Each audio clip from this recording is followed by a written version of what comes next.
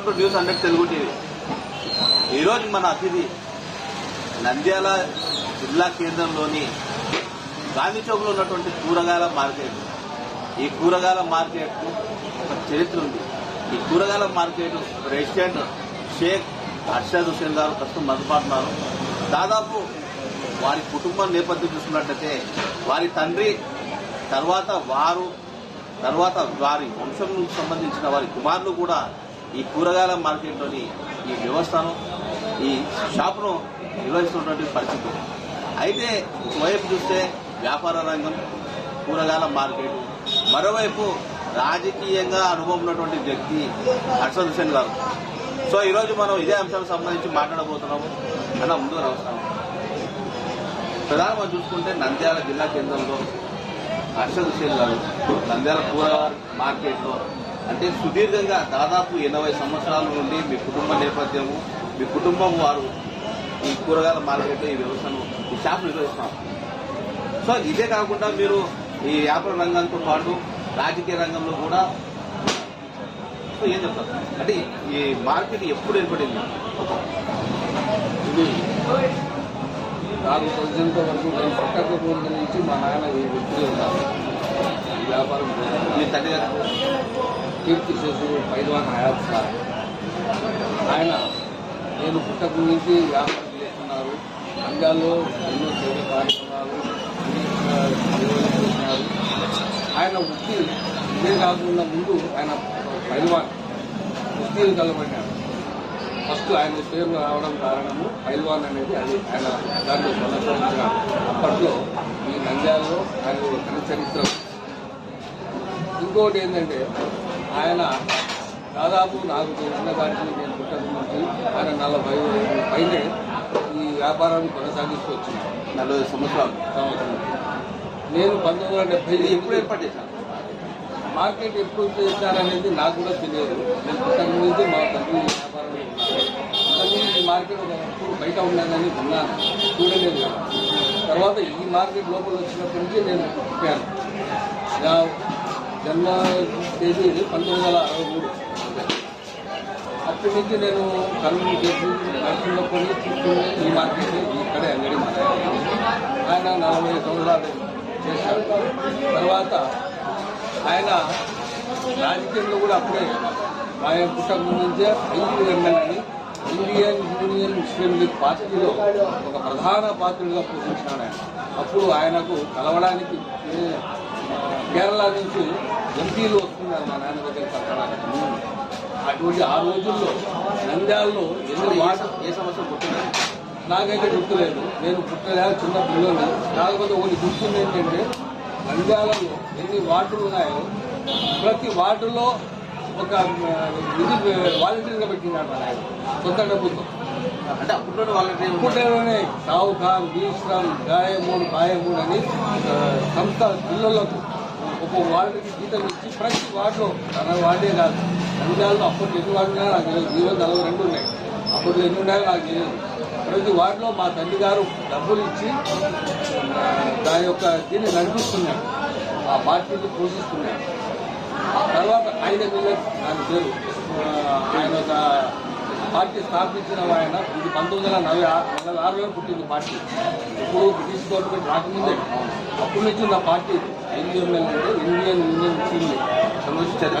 చరిత్ర ఉంది దీనికి కూడా. ఒక కాంగ్రెస్ కు దీనికి ఉండేది. డాక్టర్ అంబేద్కర్ గారిని రాజ్యాంగంలో పంపించిన పార్టీ ఇదే. దీనికి ఆ ఘనత ఉంది. ఇంకోటి ఏంటంటే మా నాయన దాన్ని కొనసాగిస్తూ 1973లో మేము 6వ తరగతి చదువుతున్నప్పుడు క్లాసులో పెద్ద కాన్ఫరెన్స్ మీటింగ్ జరిగింది. బాగా గుర్తుంది నాకు. అప్పుడు నేను చదువుతున్నా కాబట్టి 6వ తరగతి చదువుతున్నా కాబట్టి నాకు బయట బాగా గుర్తుంది. మెడ్రాస్కు మా నాయన మమ్మల్ని తోలుకుపోయాడు. నేను ఆ జనాభాలో ఇట్లనే భుజాల మీద ఎక్కించుకుని పోయాను. రాత్రి బస్సులు, కడప బస్సు ఆయనకు రైలు. చెన్నై చేరినాం. చేరి సముద్రం పక్కన ఆ యొక్క సభ ఏర్పాటు చేశాం. ఆ రోజు కాలంలో నాకు 6 లక్షల జనాభా మంది వచ్చినారు. ఆ టైంలో 6 లక్షల జనాభాలో ఆ యొక్క 3 రోజులు కాన్ఫరెన్స్ మీటింగ్ జరిగింది. ఇక్కడ చెన్నై మెడ్రాస్ సముద్రం పక్కన. అప్పుడు ఏమైందంటే నేను పిల్లవాడిని 6 తరగతి చదువుతున్నా. అప్పుడు నేను ఆ మందిలో తప్పిపోయాను. తప్పిపోతే నేను ఏడుస్తుంటే అక్కడ పోలీసు వాళ్ళు తమిళ్లో అడిగినారు, కానీ నాకు తమిళ భాష రాదని చెప్తున్నాను. ఇంగ్లీష్లో అడిగారు, చెప్పాను. చెప్తే అప్పుడు ఏం చేశారంటే అప్పుడు పైన స్టేజ్ మీద ఉన్న ఎంపీల దగ్గర తీసుకెళ్ళారు. నాకు తీసుకెళ్ళి ఆ రోజు ఉన్న ఎంపీ మొహమ్మద్ మిర్జా, సులేమాన్ షేక్, ఈరోజుకి నాకు మర్చింది వాళ్ళు పొలం మీద కూర్చోబెట్టుకుని నన్ను అడిగారు, ఎక్కడి నుంచి వచ్చావు బాబు గారు. ఆంధ్రప్రదేశ్ నుంచి వచ్చాను, మా తండ్రి గారు ఫోన్తో చదవనయ్యారు. నేను 6వ తరగతి నా పేరు ఆంధ్ర, నాకు తమిళ్ రాదు అంటే అప్పుడు వాళ్ళు అనౌన్స్మెంట్ చేశారు, ఆంధ్ర అబ్బాయి మా దగ్గర ఉన్నాడు క్షేమంగా, వాళ్ళు తండ్రి వచ్చి తీసుకుపోవచ్చు. అప్పట్లోనే నాకు ఎంతో ప్రేమతో ఆదరణతో ఆ యొక్క పార్టీ నాయకుల మధ్యలో నన్ను కూర్చోబెట్టుకుని ఎంతో ప్రేమతో చూసి ముద్దులు పెట్టి పంపించాను. అప్పటి నుంచి నేను వచ్చేసిన తర్వాత మా తండ్రి గారు పునాదులు చేసిన తర్వాత మళ్ళీ కాంగ్రెస్ వచ్చాను. కాంగ్రెస్ వచ్చినప్పుడు మా తండ్రి గారు ఏం చేశారంటే కాంగ్రెస్లో ప్రవేశించారు. అప్పటి నుంచి నంద్యాలలో ఎమ్మెల్యే నబీసా గారికి ఆయన గెలవడానికి వెనక ఉండి మా తండ్రి గారు నడిపించినారు. ఆయన ప్రతి విజయాన్ని వెనుక మా తండ్రి గారికి సహకారం. అప్పుడు రోజాయితీ రెడ్డి మా తండ్రి మీద వ్యతిరేకంగా ఆయన ఎన్నో కష్టాలు పెట్టాడు మా నాన్న. కానీ మా తండ్రి పైల్వాన్ 50 మంది వచ్చినా కానీ ఒక్క మనిషి కథ చూస్తూ నిలబడి అన్నాడు రోజాయితీ రెడ్డికి వ్యతిరేకంగా. అప్పట్లో ఆ యొక్క బలం చూపించినాడు మా తండ్రి గారు. ఆయన మీద ఎన్నో పోరాటాలు చేసి ఎన్నో చేసినా కానీ రోజాయితీ రెడ్డి గారు ఏ పార్టీలో ఉన్నారు? అప్పుడు బీజేపీ పార్టీలో. బీజేపీలో అప్పుడు 2 పార్టీలు, కాంగ్రెస్ బీజేపీ. అదే జనతా పార్టీ. మా తండ్రి కాంగ్రెస్ ఎమ్మెల్యే నబీసా గారికి సపోర్ట్ చేశారు. అలా మా తండ్రి గారు ఆ యొక్క సేవలు చేస్తూ 1983లో ఆయన మరణించడం తర్వాత మా నాయన 1983లో అప్పుడు నుంచి మేము కూడా రాజకీయాలకు దూరంగా ఉండి మా తండ్రి వ్యాపారం, ఆయన 40 ఏళ్ళు తర్వాత నేను 40 ఏళ్ళు వ్యాపారం చేసినాను. నా తర్వాత నా కుమారులు సంపాదించినాను. ఈ యొక్క మార్కెట్లో ఈ వ్యాపారం ఈ 8 ఏళ్ళకు దాదాపు సుదీర్ఘంగా జరుగుతుంది. ఈ రోజు వరకు మార్కెట్లో కానీ బయట కానీ మా తండ్రి పేరు మీద నా పేరు మీద ఎటువంటి క్రైమ్ అనేది పోలీస్ స్టేషన్లో రికార్డు లేదు. అటువంటి మచ్చలేని జీవితం మాకు మార్కెట్లో కూడా మేమంటే ఎంతో గౌరవము మర్యాద మా తండ్రి గారికి ఉంది, నాకు ఉంది, నా కుమారులకు ఉంది ఈ రోజు వరకు. ఇంకోటి ఏంటంటే ఇప్పుడు మీరు అడగవచ్చు, మీరు రాజకీయంలో ఇప్పుడు వచ్చారు. నేను ఈ వ్యాపారం విడిచిపెట్టిన తర్వాత మా పిల్లలకు అప్పగించిన తర్వాత మా తండ్రి గారి జ్ఞాపకార్థం పార్టీ, పాత పార్టీ నంద్యాలలో ఉండాలని చెప్పి మళ్ళా ఐపీఎల్ పార్టీ స్థాపించి ఆఫీస్ ఓపెన్ కార్యాలయం ఓపెన్ చేయడం జరిగింది. దాంట్లో నేను నంద్యాల డిస్టిక్కి వైస్ ప్రెసిడెంట్గా కొనసాగిస్తున్నాను. అలాగే జరుగుతున్న తర్వాతలో 2018లో బై ఎలక్షన్స్ వచ్చినాయి.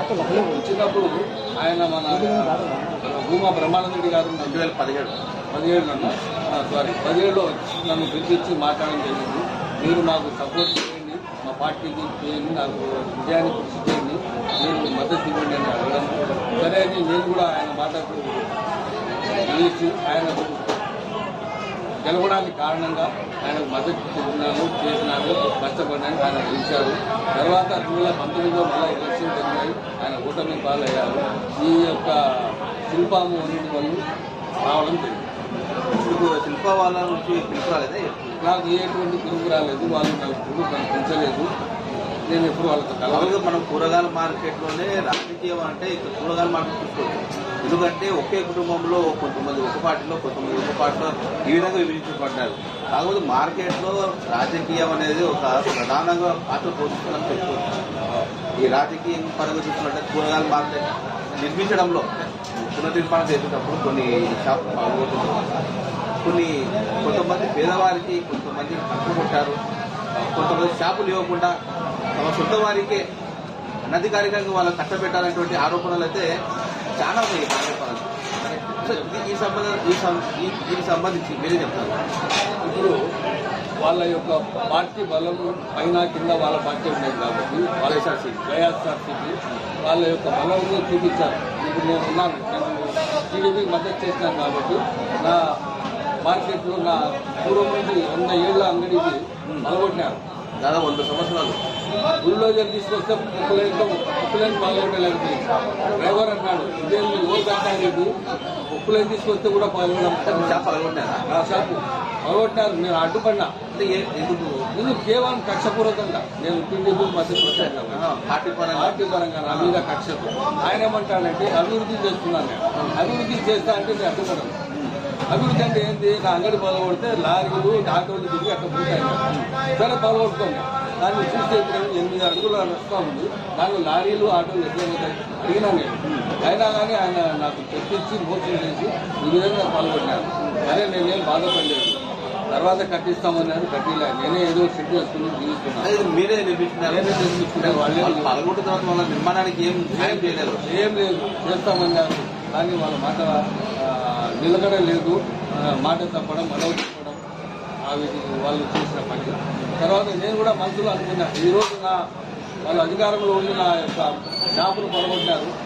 ఈ మార్కెట్ కంచుకోట వైసీపీ శిల్పామోహన్ రెడ్డికి 15 సంవత్సరాలుగా కంచుకోటగా ఉన్న ఈ కంచుకోటను నేను కూడా బదులు కొట్టి చూపిస్తానని వాగ్దానం చేసుకుని తిరిగి నేను అదే విధంగా ఈ మార్కెట్ను చీల్చి నేను ప్రెసిడెంట్ ఎన్నికయ్యిందని ఇప్పుడు ప్రెసిడెంట్ మార్కెట్లో 2 వర్గాలు చేసుకుని నేను నా యొక్క మందిని జతపరుచుకుని బలపరుచుకుని 2 అసోసియేషన్స్ పెట్టుకున్నాను. అంటే ఇప్పుడు కూరగాయల మార్కెట్ 2 గ్రూపులు ఉన్నాయి. ఒకటి వైసీపీ, ఒకటి టీడీపీ. అంటే 2 గ్రూపులు, 2 వర్గాలు, 2 ప్రెసిడెంట్లు. నేను నా టీడీపీ తరఫున నేను ప్రెసిడెంట్గా ఎన్నికయ్యాను.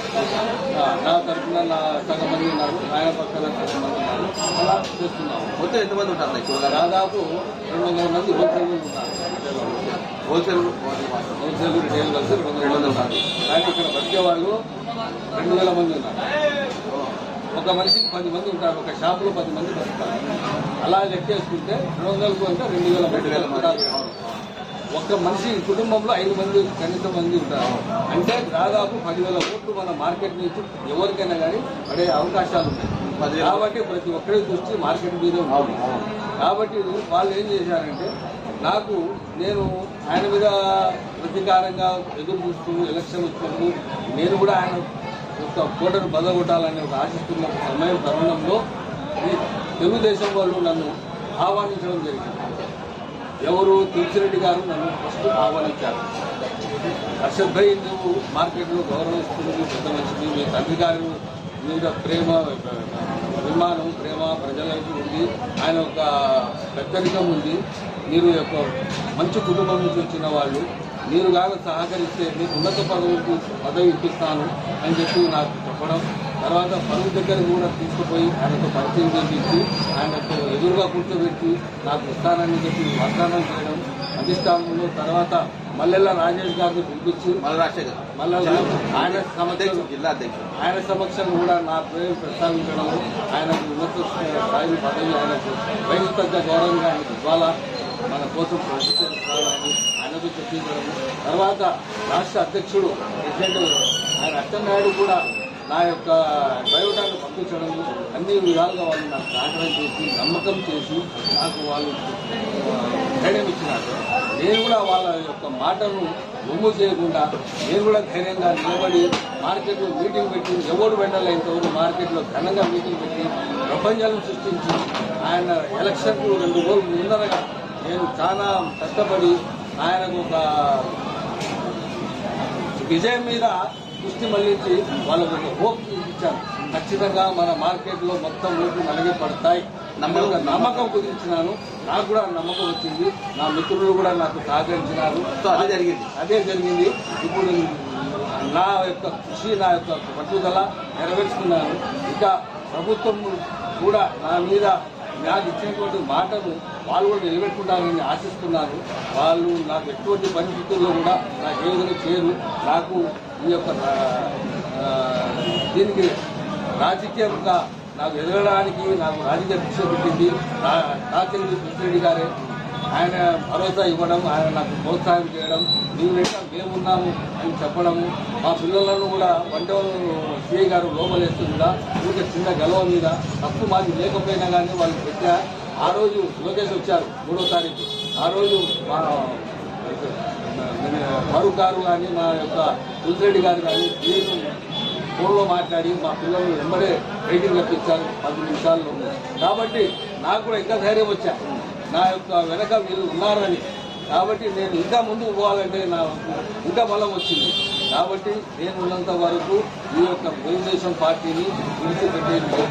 ఇంకొకటి ఏంటంటే, ఒకప్పుడు నేను చిన్నప్పుడు సినిమాలో చూసినాను ముఠా మేస్త్రి సినిమాలో ఒక మామూలు కూలి వాళ్లకు ముఠాకు మేస్త్రిగా ఉన్న చిరంజీవి గారికి రాజకీయాలు పిలుచుకొచ్చి ఆయన మంత్రి పదవి ఇచ్చాడు.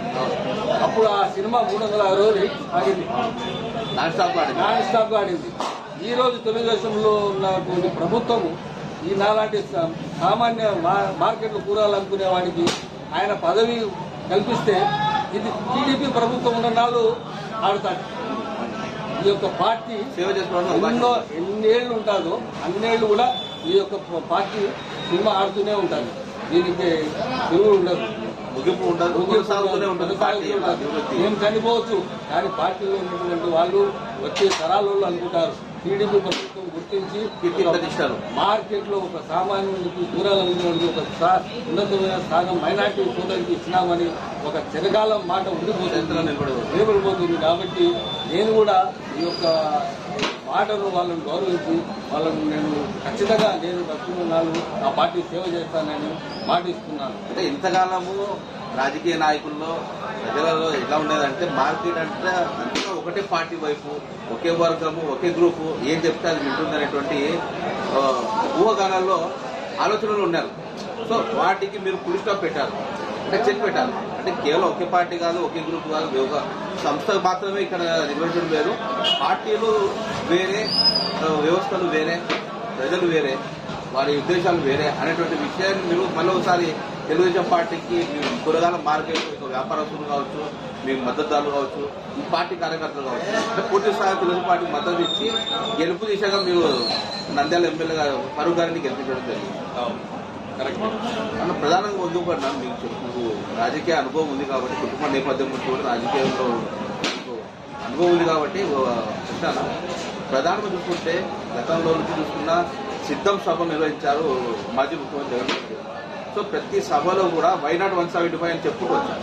సో వైనాట్ 175 అంటూ ఇటు కార్యకర్తలు కావచ్చు, నాయకుల్లో కూడా ధైర్యం నింపుతూ వచ్చారు. సో ఈ వైనాట్ 175 అనేది ఎందుకన్నా ఇంత పూర్తి స్థాయిలో వ్యతిరేకించబడి అదే సమయంలో కూటమికి ప్రజలు ఇంత బ్రహ్మరథం పట్టడం జరిగింది. దీనికి ముఖ్య కారణం ఏంటంటే, ఫస్ట్ ఆయన ఒక ఛాన్స్ అడిగారు. ప్రజలు ఏం చేశారంటే, ప్రజలు కూడా ఒకసారి గుడ్డిగా నమ్ముతారు, ఒకసారి కళ్ళు తెరిచి చూస్తారు. ఇప్పుడు మనం చూస్తే ఆయన యువకుడు, ఉత్సాహపరుడు, అతని తండ్రి గారు 4% రిజర్వేషన్ కేటాయించడం, ఆయన పరిపాలించడము, ఎన్టీ రామారావు తరాల్లో పరిపాలించాడు. కాబట్టి మనం కూడా ఆయన కుమారుడిని ఒక అవకాశం ఇద్దామని ఇచ్చాం. ఆయన అని ప్రజలు కూడా ఆయనకు ఒక అవకాశం ఇచ్చారు. ఆయన ఈ అవకాశాన్ని దుర్వినియోగం చేశాడు. ఏం చేశాడంటే, కేవలం కక్షపూర్వకంగా పరిపాలించాడు. కేవలం చంద్రబాబు నాయుడు మీద కోపము, ద్వేషము, పార్టీ నాయకుల మీద, వాళ్ళ కార్యకర్తల మీద హింసించడము, జైల్లో పెట్టడం, కేసులు పెట్టడం, దీని మీదే దృష్టి నిలిచాడు. ఇకపోతే ప్రజల్లోకి ఏం చేశాడంటే, ఆయన నవరత్నాలు అని చెప్పి తెచ్చాడు. ఏం చేశారు? సంక్షేమ పథకాలు ఏం చేశారండి? ఇప్పుడు ప్రతి వారికి, ప్రతి కులానికి ఒక పండగలు వస్తాయి, సంవత్సరానికి ఒకసారి వస్తాయి. అలాగే ఈ సంక్షేమ పథకాలు కూడా సంవత్సరానికి ఒకసారి ఇచ్చేది, అది ఒక పండగ. కానీ జీవితంలో రోజు బతకడానికి మనిషికి ఉపాధి కావాలి. ఇప్పుడు నేను కూరగాయలు అమ్ముతున్నాను, రోజు కూరగాయలు అమ్ముకుంటాను, సంవత్సరానికి ఒకసారి పండగ చేసుకుంటాను. కాబట్టి ఈ యొక్క పథకాలు అనేది మంచిదే, కానీ ముందు ఉపాధి కల్పించాలి. ప్రతి వాడికి పని చూపించాలి. పని చూపించకుండా నేను పథకాలు ఇస్తాను, అప్పులు చేసి మీకు ఇస్తాను అని అంటే ఓట్లు ఎవరు ఇస్తారు? మేము పిల్లలు చదివించుకున్నా, వాళ్ళు ఏం చేయాలా? వాళ్ళ ఇంటిగా పని చేయాలా? 5,000 10,000 చేయాలా? మార్కెట్లో ఒక హమాలి పని చేస్తే మూటలు తీసుకుపోయి సాయంత్రానికి 1000 రూపాయలు సంపాదిస్తున్నాడు. వానికంటే విద్వానం అయిపోయినారు, చదువుకున్నారు. అంటే తెలుగుదేశం పార్టీ చంద్రబాబు నాయుడు గారు కూడా కూటమి నుంచి కూడా ఒక మేనిఫెస్టో రిలీజ్ చేశారు. ఆ మేనిఫెస్టో కూడా సంఘ పథకాలను పొందుపరిచారు. ఇప్పుడు పడుతున్నారు కదా, ఇప్పుడు రాబోయే సూపర్ సిక్స్ ఖచ్చితంగా నెరవేరుస్తారు.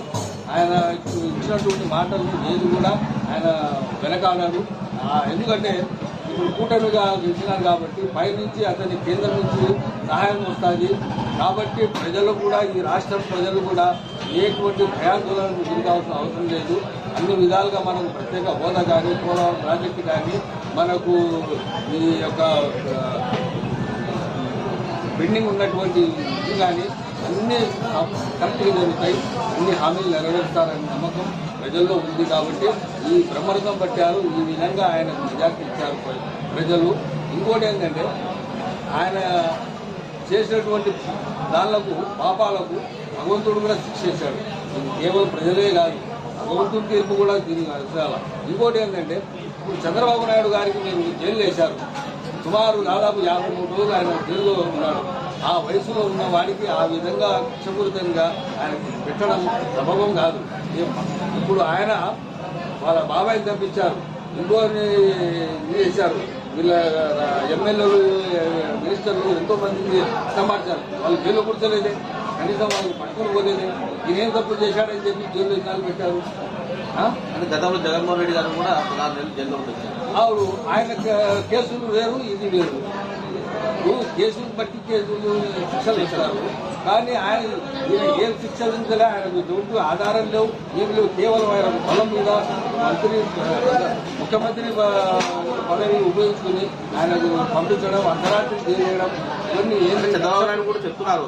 ఇలాంటి వీళ్ళ కాడ ఆధారాలు లేవు, నోటీసులు లేవు, నేను ఉన్నాను, నా తప్పు ఉందనేది కూడా లేదు వీళ్ళ దగ్గర. లేదు, ఆయన కూడా అన్యాయంగా నన్ను అరెస్ట్ చేస్తున్నారంటూ కూడా చెప్పడం జరిగింది. ఎందుకంటే ఆయన వాస్తవం చెప్తున్నారు. మీరు చూపించండి, నాకు వారెంట్ చూపించండి, నేను వెళ్ళిపోతాను, నేను వస్తాను అంటున్నారు. ఏ ఆధారాలు చూపించకుండా మీరు తీసుకుని బలవంతం తీసుకున్నారు. ఎందుకు? మీ యొక్క అధికారం ఉంది కాబట్టే కదా.